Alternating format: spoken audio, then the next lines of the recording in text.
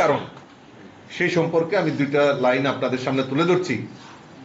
যে আপনারা জানেন যে আমাদের দেশের যশস্বী প্রধানমন্ত্রী নরেন্দ্র মোদীজি বিকশিত ভারত গ্যারান্টি ফর রোজগার আজীবিকা মিশন গ্রামীণ জি রামজি গত 16ই ডিসেম্বর আমাদের ইউনিয়ন মিনিস্টার শ্রী শিবরাজ সিং চৌহানজি লোকসভায় এটা পেশ করেন এবং এই লোকসভায় প্রায় 8 ঘন্টা আলোচনার পর গত 17 ডিসেম্বর লোকসভায় সেটা পারিত হয় এবং পরবর্তী সময়ে 18 ডিসেম্বর এই বিলটি রাজ্যসভায় আছে এবং রাজ্যসভায়ও প্রায় 6 ঘন্টা আলোচনা রাখা হয়। গত 19 ডিসেম্বর সেটি রাজ্যসভাতেও পারিত হয়। গত 21 ডিসেম্বর 2025 এই বিলটি আমাদের রাষ্ট্রপতি দ্বারা সেখানে অনুমোদন করা হয়। এই যে আমাদের বিকশিত ভারত গ্যারান্টি ফর রোজগার আজীবিকা মিশন গ্রামীণ তাকে প্রচার প্রসার করার জন্য এবং আমরা মানুষের সামনে বিরোধী দল এই আলোচনায় অংশগ্রহণ করেছে এবং লোকসভা এবং রাজ্যসভাতে সেখানে ধ্বনি ভোটে সেটা পারিত করা হয় এবং সমস্ত আলোচনা পক্ষে বিপক্ষে আলোচনা করা হয়। ইদানিং দেখা যাচ্ছে এই যে আমাদের এই আজীবিকা মিশন গ্যারান্টি যে পরিকল্পনা নিয়ে এসছেন আমাদের দেশের যশস্বী প্রধানমন্ত্রী, সেটা নিয়ে বিরোধীদের যে কটাক্ষ সেটাকে প্রতি উত্তর এবং তার যে গুণাবলী সেই সম্পর্কে আমাদের ভারতীয় জনতা পার্টি নির্ণয় করেছে সারা দেশব্যাপী তার প্রচার প্রসার করা হবে। আমাদের এই ত্রিপুরা রাজ্যেও মাননীয় মন্ত্রী, পঞ্চায়েত মন্ত্রী এবং হায়ার এডুকেশন মিনিস্টার শ্রী কিশোর বর্মন, ওনার সঙ্গে আমরা প্রায় 5 জনের টিম আমরা তৈরি করেছি যে আগামী দিন মানুষের কাছে সেই বার্তা পৌঁছে দেওয়ার জন্য যে এটা আমাদের কতটা প্রয়োজনীয় তার জন্য একটা টিম তৈরি করা হয়। আজকে এই কর্মসূচির জন্য আমাদের মাননীয় মুখ্যমন্ত্রী সারা রাজ্যে এবং এই আপনাদের মাধ্যমে সমস্ত রাজ্যবাসীর কাছে যে এই যে আমাদের প্রধানমন্ত্রী, দেশের প্রধানমন্ত্রী মানুষের গরিবের যে রোজগার সেই রোজগারকে সুদৃঢ় করা এবং তার জন্য যে স্বচ্ছতা, এই স্বচ্ছতার জন্য আমাদের যে নতুন পথ দেখিয়েছেন দেশের যশস্বী প্রধানমন্ত্রী নরেন্দ্র মোদীজি, সেটা দেশবাসীর কাছে, রাজ্যবাসীর কাছে তুলে ধরার জন্যই আজকে এখানে প্রেস কনফারেন্স রাখা হয়েছে। আমি মাননীয় মুখ্যমন্ত্রী প্রফেসর ডক্টর মানিক সাহা মহোদয়কে অনুরোধ করব যে আজকে এই প্রেস বার্তার মাধ্যমে সমস্ত রাজ্যবাসীর কাছে সেই বার্তা তুলে ধরার জন্য। ভট্টাচার্য মহোদয়কে আজকের এই প্রেস কনফারেন্সে আমাদের মাঝে উপস্থিত আছেন যিনি একটু আগে ওনার প্রারম্ভিক আলোচনা আমাদের সামনে রেখেছেন, ত্রিপুরা প্রদেশ বিজেপির মাননীয় সভাপতি তথা রাজ্যসভার মাননীয় সাংসদ শ্রী রাজীব ভট্টাচার্য মহোদয়। আমাদের মাঝে উপস্থিত আছেন ত্রিপুরা সরকারের মাননীয় মন্ত্রী হায়ার এডুকেশন এবং পঞ্চায়েত দপ্তরের এবং অন্যান্য দপ্তরের শ্রী কিশোর বর্মন মহোদয়। তাছাড়া আমাদের মাঝে আজকে উপস্থিত আছেন এই প্রেস কনফারেন্সে মিডিয়া ইনচার্জ, যাকে সবসময় আপনারা দেখেন। আমাদের যখনই প্রেস কনফারেন্স ডাকা হয় ওনার মাধ্যমে আমরা ডাকি। আমাদের সুনীল সরকার মহোদয় এবং এখানে উপস্থিত সমস্ত যারা মিডিয়া বন্ধুরা আছেন সবাইকে আমি এখানে অল্প সময়ের মধ্যে আপনাদেরকে এখানে আসার জন্য এবং আপনারা এখানে এসে উপস্থিত হয়েছেন এর জন্য আপনাদেরকে অশেষ অশেষ ধন্যবাদ। এখানে আমার পূর্ববর্তী বক্তা শ্রী রাজীব ভট্টাচার্য মহোদয় অলরেডি বলেছেন যে এই যে বিবি জি রামজি বিল 2025 এ নিয়ে অনেক ধরনের তর্ক বিতর্ক এসব হয়েছে এবং লোকসভাতেও হয়েছে, রাজ্যসভাতেও হয়েছে। কিন্তু একটা অদ্ভুত বিষয়, যখন তর্ক বিতর্কর পর যখন বিল পাস হয়, তারপরেও তারা কিন্তু বাইরে এসে আবার বিতর্কের সৃষ্টি করে। এতে করে মানুষে কিন্তু একটা অনেক সময় বিভ্রান্ত সৃষ্টি করার একটা চেষ্টা থাকে। সেই বিভ্রান্ত যেন না করতে পারে, তার জন্যই আজকে ন্যাশনাল লেভেলে তো হয়েছে, আমরা স্টেট লেভেলে আজকে এই বিলের বিষয়ে দু চারটি কথা আপনাদের মাধ্যমে সমস্ত ত্রিপুরা ভাষীকে আমরা জানাতে চাই। এখানে বলা হয়েছে 16ই ডিসেম্বর 2025-এ আমাদের ইউনিয়ন মিনিস্টার শ্রী শিবরাজ সিং চৌহান লোকসভায় সেটা পেশ করেন এবং পরবর্তী সময়ে 18ই ডিসেম্বর 2025 তারিখে লোকসভায় পাশ হয়। কিন্তু আমরা সবাই জানি লোকসভায় পাশ হওয়ার পর আবার সেটা রাজ্যসভাতে পাঠাতে হয়।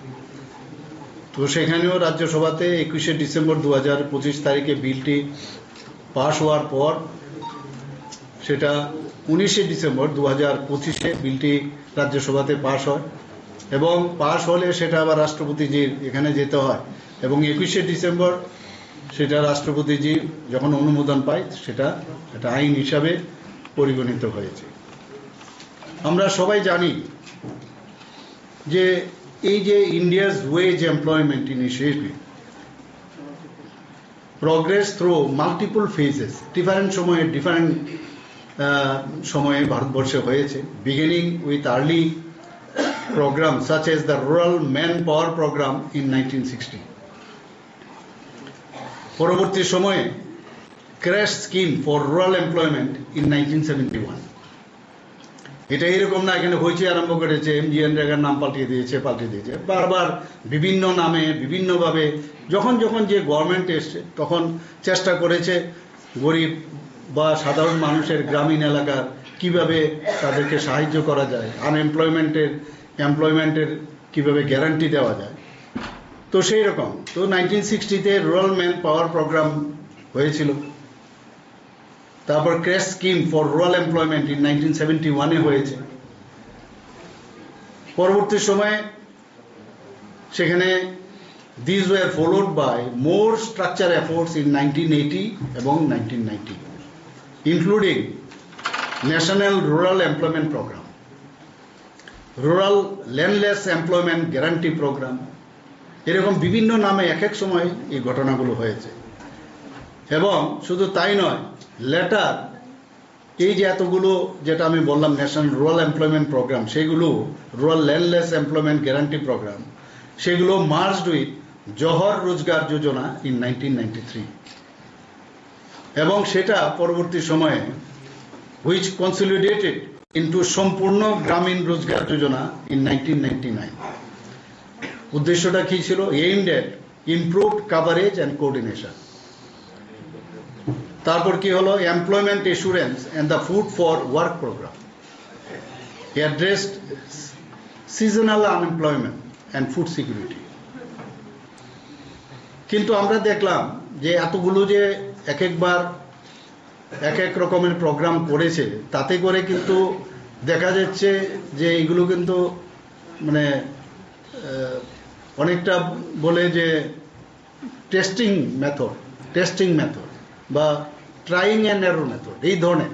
তো আলটিমেটলি সেই ট্রাইং অ্যান্ড এরর মেথডের পরে দেখা গেল Maharashtra employment guarantee act of 1977 সেটা দেখা গেল খুব ভালো। এবং এই যে Maharashtra employment guarantee act of 1977 এই যে একটা মেজর শিফট করেছে, তাতে দেখা গেছে এবং এই যে কনসেপ্টটা সেটা ইন্ট্রোডিউসড দ্য কনসেপ্ট অফ যে স্ট্যাটুটরি রাইট। আগের স্ট্যাটুটরি রাইট ছিল না, স্ট্যাটুটরি রাইট টু ওয়ার্ক, মানে আইনগতভাবে রাইট হয়েছে সেটা। এবং এই যে এক্সপিরিয়েন্স মহারাষ্ট্র গভর্নমেন্ট করলো, সেটাকে মাথায় রেখে this experiences culminated in the enactment of Mahatma Gandhi National Rural Employment Guarantee Act, that is MGNREGA, in 2005, providing for rural generation. কিন্তু এর মধ্যে আমি বলছি এর মধ্যে অনেকগুলো খামতি ছিল।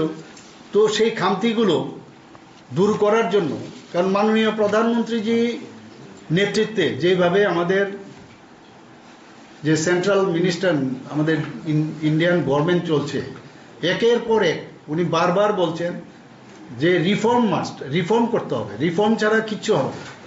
এবং রিফর্ম যত হবে তত করে মানুষের is of doing, is of business, is of living সব কিছু কিন্তু তাতেই হবে। এতে করে মাথায় রেখে এটা কারোকে মানে ওরা করেছে বলে কারোর নামে করেছে এর জন্য না, এটাতে কি বলেছে জি রাম জি বিল 2025। এর ফুল নেমটা কি?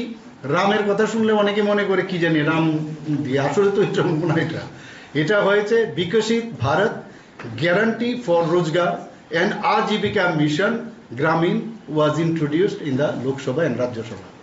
তো এইরকম এটা, তো এটাকে নিয়ে নানা রকম ভাবে বিভ্রান্তি সৃষ্টি করার চেষ্টা করছে।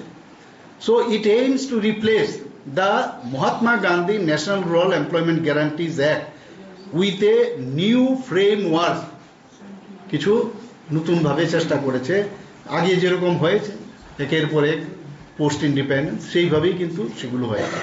সো দ্যাট ইনক্লুডস কি হায়ার ওয়ার্ক গ্যারান্টিজ, যাতে আরো বেশি কাজ দেওয়া যায়, বেশি পরিমাণে দেওয়া যায়। Capped funding for rural development. Capped funding মানে normative allocation that is made by the central government.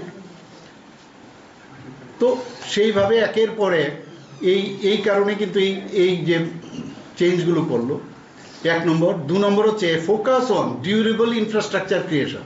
আগে দেখতাম কাজ হলো, সেটা কিন্তু ডিউরেবল থাকতো না, কি কাজ করছে কোথায় করছে কেউ জানে না, এবং সেটা কিন্তু পার্মানেন্ট স্ট্রাকচার হচ্ছে না। অ্যান্ড টাইটেন অ্যাকাউন্টেবিলিটি, যে কাজ করছো তার অ্যাকাউন্টেবিলিটি দরকার ইন এমপ্লয়মেন্ট প্রোগ্রাম। থার্ড হচ্ছে commitment of over rupees 95,000 crore, আপনারা ভাবুন 95,000 crore from the central government for this initiative. আরেকটা কি বলছে, modernisation of rural employment guarantees two align with long term infrastructure, এবং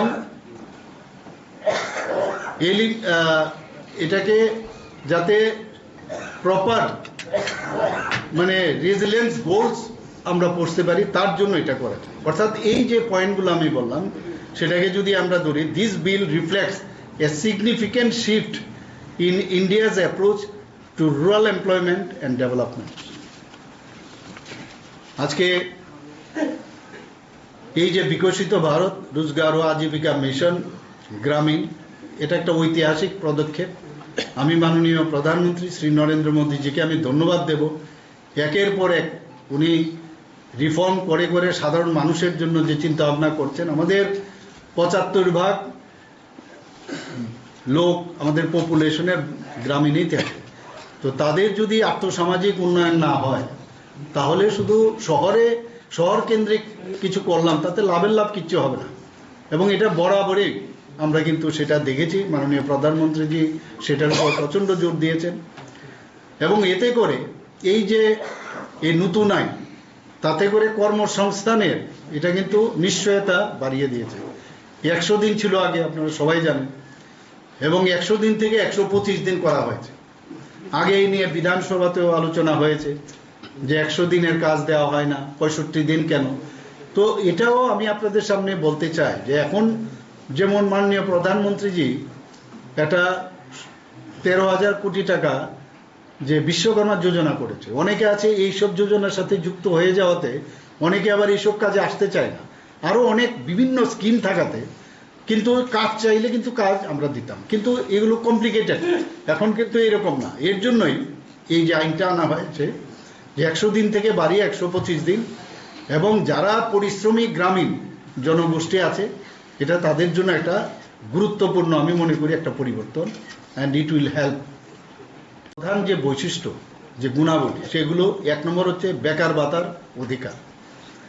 পূর্ববর্তী যে আইন ছিল অর্থাৎ এমজিএন রেগার যে অধীনে বিভিন্ন শর্তের কারণে বেকার ভাতা পাওয়ার কার্যত প্রায় অসম্ভব ছিল। কিন্তু এই যে বিধি জি রামজি আইন 2025-এর অধীনে এই সকল বিধিনিষেধ কিন্তু প্রত্যাহার করা হয়েছে। এখন কাজের দাবি জানানোর পর কর্মসংস্থান প্রদান না হলে অটোমেটিক্যালি স্বয়ংক্রিয়ভাবে বেকার ভাতা প্রদানযোগ্য হবে, মানে দিতেই হবে। এই যে বেকার যে জায়গাটা, যে যদি ঠিক সময়ে কর্মসংস্থান প্রদান না করা হয়, দাবি জানানোর পরে তার টাইমলাইন দেওয়া আছে, সেই টাইমলাইনের মধ্যে যদি কাজ না দেওয়া হয় তাহলে তার জন্য কিন্তু বেকার ভাতা দিতে হবে। এবং শুধু তাই নয়, খুব সম্ভব এটা আগামী দিন যখন আরও ক্লারিফিকেশন আসবে, উইথ ইন্টারেস্ট দিতে হতে পারে সেটা।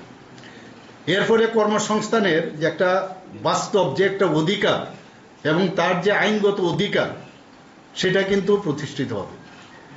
2 নম্বর হচ্ছে সময় মতো মজুরি প্রদান। আগে আমরা দেখতাম সময় মতো মজুরি দেওয়ার সেই রকম কোনো আইন কিছুই ছিল না। তো মজুরি প্রদানে যদি বিলম্ব হয়, সেটা আগে হতো, এখন মজুরি প্রদানে কোনো বিলম্ব হলে বিলম্বিত প্রতিটি দিনের জন্য ওই যেটা আমি বললাম ক্ষতিপূরণ সহ মজুরি প্রদান করতে হবে।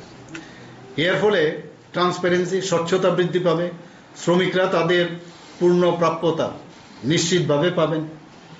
3 নম্বর হচ্ছে গ্রাম স্তরে পরিকল্পনার স্বায়ত্তশাসন, ডিসেন্ট্রালাইজেশন। গ্রাম সবাই ডিসিশন নেবে কোন জায়গায় কি কি কাজ হবে। তো এখন থেকে কাজের পরিকল্পনা গ্রাম সভাতে নির্ধারিত হবে। গ্রাম পঞ্চায়েত উন্নত যে গ্রাম পঞ্চায়েতের পরিকল্পনা তারা প্রণয়ন করবে, সেখানে তারা প্ল্যান করবে এবং সেখানে কিন্তু গ্রামবাসীদেরও, গ্রাম সভা যখন হবে গ্রামবাসীরাও সেখানে কিন্তু উপস্থিত থাকবে, তাদের মতামত নিয়ে তারা সর্বসম্মতভাবে সেই ডিসিশনগুলো নেবে। এখানে আরেকটা বিষয় যেটা খুব ইম্পর্টেন্ট, সেটা হচ্ছে কাজের এই যে আইন হয়েছে তাতে 4টা কাজ ভেরি ইম্পর্টেন্ট। সেটা কি, আগে তো কি কাজ করবে, আজকে বলছে এখানে গাছ কাটো, এখানে ঘাস কাটো, একবারে পুকুর কাটো, এরকম না। কাজের 4টা কিন্তু প্রধান কাজ এখন ডিফাইন করা হয়েছে। একটা হচ্ছে জল নিরাপত্তা ও সংরক্ষণ সংক্রান্ত কাজ, ভেরি ইম্পর্টেন্ট। সেটা কি, সেটা হচ্ছে কনস্ট্রাকশন অফ ক্যানেলস। কোনো জায়গায় ক্যানেল তৈরি করতে হবে, সেখানে তাদেরকে যুক্ত করা হবে। চেক ড্যাম, আমরা জানি চেক ড্যাম। তাছাড়া রিজুমিনেশন অফ পন্ডস, কোনো পুকুর ঠিকভাবে পরিচর্যা হচ্ছে না সেখানে তাদেরকে লাগানো হবে। এফরেস্টেশন, প্লান্টেশন, এইসব জায়গায় তাদেরকে কাজে যুক্ত করা হবে। এ হচ্ছে একটা। 2 নম্বর হচ্ছে গ্রামীণ পরিকাঠামো সংক্রান্ত কাজ। সেটা কি, সেখানে রুরাল রোডস আছে, কিছু রোড, সেখানে তারা কাজে যুক্ত হতে হবে। গ্রাম পঞ্চায়েত ভবন, সেখানে গ্রাম পঞ্চায়েত ভবন তৈরির কাজে তাদেরকে ব্যবহার করা যাবে। তাছাড়া অঙ্গনবাড়ি সেন্টার, সেখানেও তাদেরকে ব্যবহার করা যাবে। সলিড ওয়েস্ট ম্যানেজমেন্ট অ্যাসেটস, এইগুলো গ্রামীণ পরিকাঠামো সংক্রান্ত কাজে নির্দিষ্টভাবে বলা হয়েছে, এই কাজগুলো তাদের জন্য দেওয়া হয়েছে। আজীবিকা উন্নয়নমূলক কাজ। আজীবিকা উন্নয়নমূলক কাজটি কি, যেমন গ্রামে রুরাল হাটস, সেগুলো তৈরি করতে তাদের সাহায্য নেওয়া হবে। ফুড গ্রেন স্টোরেজ, আমরা সবাই জানি food grain storage very important in the rural area. তাছাড়া ওয়ার্কশেড ফর, যে আমাদের যে এসএইচজি গ্রুপের যারা বোনেরা আছেন, মেয়েরা আছেন, তাদের জন্য ওয়ার্কশেড বানানো। শুধু তাই নয়, তাদেরকে ডেয়ারি যে ইনফ্রাস্ট্রাকচার, যে দুগ্ধের সাথে যারা যুক্ত, তাদেরকে ইনফ্রাস্ট্রাকচার কোথাও দরকার আছে, গাবি বা কোথাও কোনো রাখতে হবে, সেই সব জায়গায় তাদেরকে ব্যবহার করা যাবে। লাস্ট হচ্ছে জলবায়ু পরিবর্তন ও প্রতিকূল আবহাওয়া মোকাবেলা কাজ। সেটা কি, আমরা সবাই জানি যখন সাইক্লোন হয় কাকে আনবো, কোথায় আনবো, তাদেরকে কিন্তু এখন সেই কনস্ট্রাকশন অফ সাইক্লোন এরিয়া যখন কোনো সেখানে সমস্যা হবে তাদেরকে ব্যবহার করা হবে। তাছাড়া ফ্লাড শেল্টার হাউস যাতে তৈরি করে, এমব্যাঙ্কমেন্ট, কোনো জায়গায় বাঁধ নির্মাণে তাদের কাজ ব্যবহার করতে হবে। তাছাড়া ফরেস্টে অনেক সময় আমরা দেখি ফায়ার হয়, তো সেখানে আমরা মনে করি যে কাকে আনবো, তো এদেরকে কিন্তু নির্দিষ্ট করা হয় যে their work, their expertise or their work can be utilised. এই যে 4টি ক্ষেত্রে একত্রে যে উন্নয়ন এবং ক্ষমতায়ন এবং সমন্বয় এবং টেকসই আজীবিকার ভিত্তি গঠন করা হবে, এই 4টি যেটা আমি বললাম ভেরি ইম্পর্টেন্ট। আরেকটা বিষয় যেটা বিভাগীয় সমন্বয় ও স্বচ্ছতা, আমাদের আগের কোন ডিপার্টমেন্ট কোনটা দেখবে, এটার একটু অসামঞ্জস্য ছিল। তো এর জন্য যে অ্যাকশন প্ল্যান দরকার, সেই সমস্ত এই আইনের, এই যে আইনটা তৈরি হয়েছে, গ্রাম স্তরের সকল কাজ বিকশিত ভারত জাতীয় গ্রামীণ পরিকাঠামো স্ট্যাকে সেটা অন্তর্ভুক্ত করা হবে, অর্থাৎ এই অ্যাকশন প্ল্যান এখানে অন্তর্ভুক্ত করা হবে। এর ফলে কাজের পুনরাবৃত্তি রোধ করা হবে। এক এক জায়গার মধ্যে খালি দেখা যায় খালি পুকুর খননই করছে, খালি খননই করছে, কোনো জায়গায় দেখা যাচ্ছে রাস্তায় তৈরি হচ্ছে। তো এতে করে কিন্তু যেহেতু এটা আইডেন্টিফাই থাকবে যে ডাবলিং হচ্ছে কিনা, ট্রিপলিং হচ্ছে কিনা, সেটা রোধ করা যাবে। এবং এতে করে বিভিন্ন বিভাগের মধ্যে বিভিন্ন যে লাইন ডিপার্টমেন্ট আছে তার মধ্যে সমন্বয় বৃদ্ধি পাবে। এবং সবচেয়ে বড় যে জিনিস, আমরা আগে দেখতাম যে একজন মিডলম্যান বসে আছে 20 জনের কাজ 4 জনের নাম লিখে বাকিগুলো পকেটস্থ করেছে, আমরা দেখতাম আগে, আমরা সবাই জানেন, আপনারাও জানেন।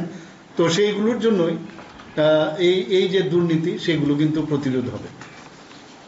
কৃষি ও শ্রমের সমন্বয়, এটা খুব ইম্পর্টেন্ট, যে বপন ও কাটাই সংক্রান্ত প্রধান কৃষি কার্যক্রমের জন্য মোট 60 দিনের একটি সময়কাল নির্ধারণের ক্ষমতা দেওয়া হয়েছে। স্টেট গভর্নমেন্ট ডিসিশন নেবে যে কখন কৃষি সময়, যাতে কৃষি সময়ের জন্য 365 ডে, তো 365 ডেজের মধ্যে 2 মাস আমরা সাধারণত এই বপন এবং যে কাটাই সংক্রান্ত থাকে, এটা স্টেট গভর্নমেন্ট তার অবস্থা বুঝে সেটা ডিসিশন নেবে। তখন কিন্তু সেখানে তাদেরকে কোনো কাজ দেওয়া হবে না, যাতে করে মানে এগ্রিকালচারে কোনো ডিসরাপশন না আসে। তাহলে 365 থেকে যদি আমরা 60 মাইনাস করি, তাহলে 305 ডেজ হয়। 305 ডেজের মধ্যে আমরা এই যে 100 থেকে 125 দিন করলাম, সেই 125 দিনের কাজটা আমরা তাদের কাছে ডিস্ট্রিবিউশন আমরা করব। তো এর ফলে কিন্তু একটা প্র্যাকটিক্যাল এটা বিষয় বাস্তবায়িত হবে। এবং আমার মনে হয় যে কৃষি কার্যে কোনো রকম আমাদের, কারণ আমরা সবাই জানি আমাদের জিএসডিপি বলুন, জিডিপি বলুন, কৃষি প্রধান ভারত, কৃষি প্রধান ত্রিপুরা, সেখানে কৃষি কার্যে কিন্তু প্রবলেম হবে না। প্রশাসনিক ব্যয়ের সীমা বৃদ্ধি করা হয়েছে। আগে অ্যাডমিনিস্ট্রেটিভ ওয়ার্কের জন্য খুব কম পয়সা ছিল, আগে ছিল মাত্র 6%, এই যে প্রশাসনিক ব্যয়, সেই থেকে বাড়িয়ে 9% করা হয়েছে। এর ফলে গ্রাউন্ডে যারা মাঠে থাকবে তাদের কিন্তু পরিষেবা অনেক সেটা নিশ্চয়তা করা হবে, এবং ক্যাপাসিটি বিল্ডিং এবং খুব মসৃণ বাস্তবায়ন সেটা সম্ভব হবে। এই যে নতুন আইন সংক্রান্ত শুধুমাত্র সরকারি আর অফিসিয়াল যে সাইট, সেখান থেকে কিন্তু সেটা সংগ্রহ করতে হবে, যেখানে খুশি সেখান থেকে করা যাবে না। এবং তার জন্য যে তথ্য সংশ্লিষ্ট দপ্তর থেকে জানা যেতে পারে। এমজিএনরেগা এই যে চলমান যে সকল কাজ সম্পূর্ণভাবে সুরক্ষিত থাকবে, মুন্না এমজিএনরেগা চলে যাবে এখন, এটা পাশাপাশি চলতে থাকবে, মানে গ্যাপ যেন না থাকে। তো এমজিএনরেগা, অনেকে বলবে এমজিএনরেগা শেষ, এমন না, কাজ চলতে থাকবে। পাশাপাশি আমাদের এই যে বিবি রামজি, এটাও চলতে থাকবে আস্তে আস্তে করে, যখন সেটাকে টেক আপ করে নেবে, যাতে মানে গ্রামীণ এলাকার যারা রোজগার পাচ্ছে তাদের সমস্যা না হয়।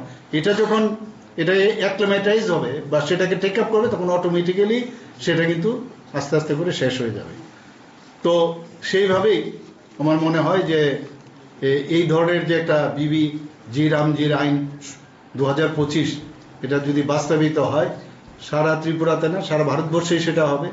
এবং মাননীয় প্রধানমন্ত্রীজি যে বিকশিত ভারত 2047-এর যে টার্গেট রেখেছে, ত্রিপুরাতেও আমরা বিকশিত ত্রিপুরা 2047 আমরা টার্গেট করেছি। আর আমরা তো আর একটা ইন এডিশন আরেকটা রেখেছি, এই যে নতুন ত্রিপুরা। কালকে আমি এক জায়গায় গেলাম, আমরা বললাম মাননীয় প্রধানমন্ত্রীজি নতুন ভারত বলেছেন, আমরা বলছি নতুন ত্রিপুরা। কালকে এক জায়গায় আমাদেরই এক মানে আমাদের ট্রাইবেল লিডার বলছিলেন নতুন এডিসি।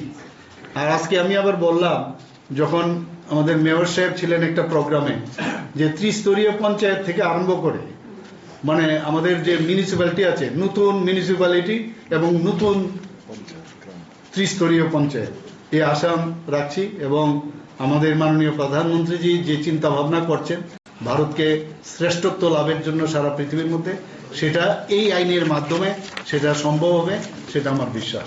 সবাইকে ধন্যবাদ, নমস্কার। ওয়েস্ট বেঙ্গলের মুখ্যমন্ত্রী গতকালকে তো কি বলবো, মাননীয় গৃহমন্ত্রীজি কিছুদিন আগে খুব সুন্দর একটা কথা বলেছেন, আমার এত ভালো লাগলো। उन्हीं बोलें मैं बहुत एक सिंपल एक आप लोग को फॉर्मूला बताता हूँ। क्या फॉर्मूला? बोला आप लोग जीत पाओगे ये जो हमारा जो बैलेट बॉक्स, जो ई बैलेट बॉक्स है ईवीएम, तो ईवीएम का आपका रिजल्ट तभी आएगा सवेरे से 6 बजे से आप काम करो और रात 12 बजे तक आप काम करो। खाली 6 बजे से रात 12 बजे तक खाली अपने लिए सोचोगे, देश के लिए नहीं सोचोगे। जब ये सोचोगे तब आपका ईवीएम से रिजल्ट मिलेगा। तेरा तो এইসবই করছে, ওরা নিজেদের নিয়ে চিন্তা। কাজে এর থেকে প্রমাণ হয় যে এইসব আবল তাবল বলে কোনো কাজের কাজ কিচ্ছু হবে না। একের পর এক বিহারে পৌঁছে গেছি আমরা।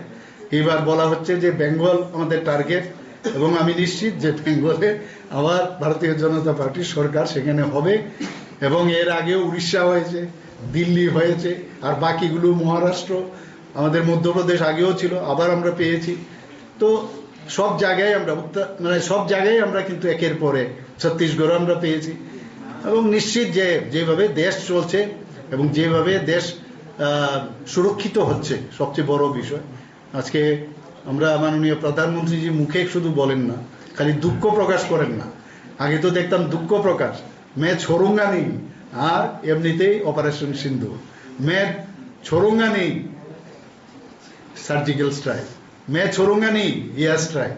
তো একদিকে সুরক্ষিত ইনফ্রাস্ট্রাকচার, আমাদের সমস্ত যে পুরনো যে ধর্মস্থান সেগুলোকে পুনরুদ্ধার, আমাদের নালন্দা বিশ্ববিদ্যালয় থেকে বড় বড় যে বিশ্ববিদ্যালয়গুলো বাইরের থেকে শিক্ষাদানের নিতে আসতো এখানে, সেগুলোর পুনরুদ্ধার, একের পর এক যেভাবে মানে মানে উন্নয়নের দিশা চলছে।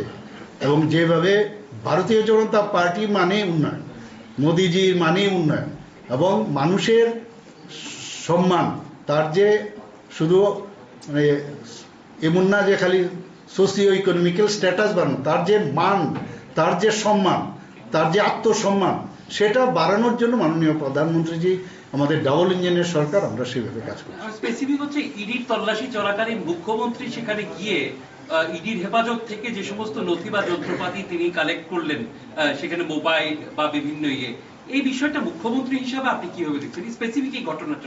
না না, দেখুন, ইডি তো ইডির কাজ করছে, এটা তো একটা মানে সেপারেট একটা এজেন্সি, এখানে তো সরকারের কোনো হাত থাকে না। সিবিআই, ইডি এগুলোতে তো সরকারের কোনো হাত থাকে না। নিশ্চয়ই কোনো কাজের কারণ আছে, তবেই তো ওখানে ওনারা গেছেন। এখন উনার কেন, যদি আমি যদি মনে করি যে আমি সৎ, তাহলে আমার এখানে যদি এখন কেউ মানে কোনো এজেন্সি যদি আসে, তাহলে আমার ভয়ের কি আছে? আমার তো সমস্যা নেই। এবং এর আগেও বারবার এই ধরনের বহু ঘটনা হয়েছে, এবং এগুলো পরীক্ষিত।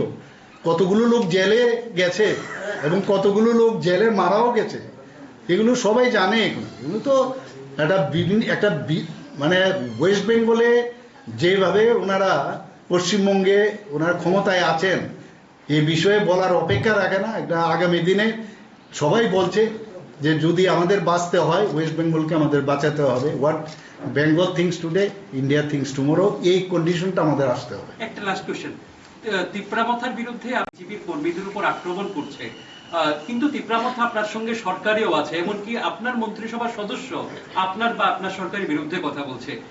তাদেরকে কি সরকারে থাকার জন্য আপনারা বলবেন, নাকি সরকার থেকে প্রয়োজনে বেরিয়ে বিরোধী অবস্থানে যাওয়ার কথা বলবেন? দেখুন, ভারতীয় জনতা পার্টির আগেও আমরা বলি, আমরা আমাদের সাথে যখন অ্যালায়েন্স হওয়া পার্টনার হিসাবে আসে, উই ওয়ান্ট পার্টনার, আমরা কিন্তু পার্টনার হিসাবে দেখি। এবং ভারতীয় জনতা পার্টি এখন পর্যন্ত ইতিহাস বলে না যে কোনো পার্টনারকে ছেড়ে দিয়েছে। কেউ যদি মনে করে ছেড়ে দেবে, তা আমাদের কিছু করার নেই। কিন্তু আমরা কিন্তু সম্মান দিয়ে রাখি সবাইকে।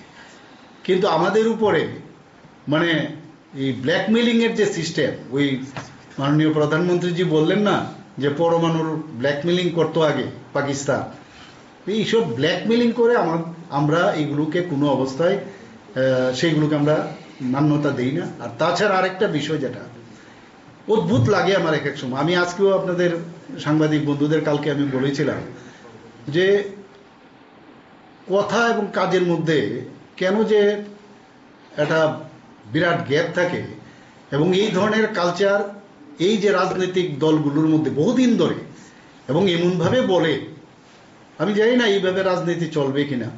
কারণ আমরা শিখছি আমাদের মাননীয় প্রধানমন্ত্রী নরেন্দ্র মোদীজির থেকে, আমরা শিখছি আমাদের পার্টির যিনি প্রধান আছেন সর্বভারতীয় স্তরে জেপি নাড্ডাজি, আমাদের অমিত শাহজি, তো আমাদের ডিফেন্স মিনিস্টার রাজনাথ সিংজি, এরকম যারা লিডার, এরা কিন্তু কোনোদিন আমি দেখিনি যে মিথ্যা কথা বলা বা মানে চতুরতা দেখা বা এইসব এই ধরনের দেখা না। তো এই একটু টাইম নেবে, আস্তে আস্তে লোকাল পার্টিগুলো আজকে সর্বভারতীয় স্তরে আপনি দেখুন কি হয়েছে, আপনার উত্তরপ্রদেশে দেখুন আপনি কি অবস্থা হয়েছে, বিভিন্ন জায়গায় দিল্লিতেও আপনি দেখুন কি হয়েছে।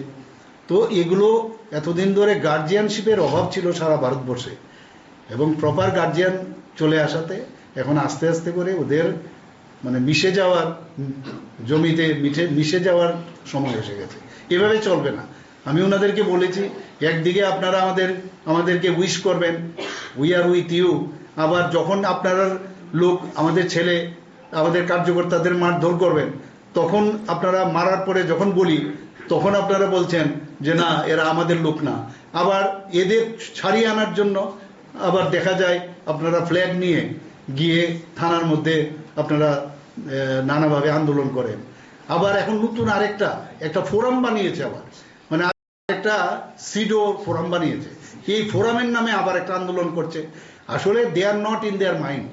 আমি বলবো যে প্রকৃতপক্ষে যদি ভারতীয় জনতা পার্টির সাথে আপনারা এসছেন, ভারতীয় জনতা পার্টি একটা গঙ্গার মতো, নদীর মতো একটা, সেখানে সবাই আসলে ওই স্রোতের সাথেই চলতে হবে। আমাদেরকে বিপরীত স্রোতে নিয়ে যাওয়ার চেষ্টা করবেন না। বহু লোক আমাদের পার্টিতে এসছে কিন্তু থাকতে পারে না, কিন্তু এখানে আপনারা নিশ্চয়ই খেয়াল করেছেন অনেকে এসে মানে জমছে না, মনে হচ্ছে ভাল লাগছে না, আমরা তো এইভাবে রাজনীতি করে আমরা আসিনি, তো চলে যায়। তো it is up to them only what they will do. কিন্তু মানুষ চায় যে শান্তি, মানুষ শান্তিতে চলতে চায়। সাধারণ মানুষ সাধারণভাবে চিন্তা ভাবনা করে, এত জটিলভাবে চিন্তা করে না।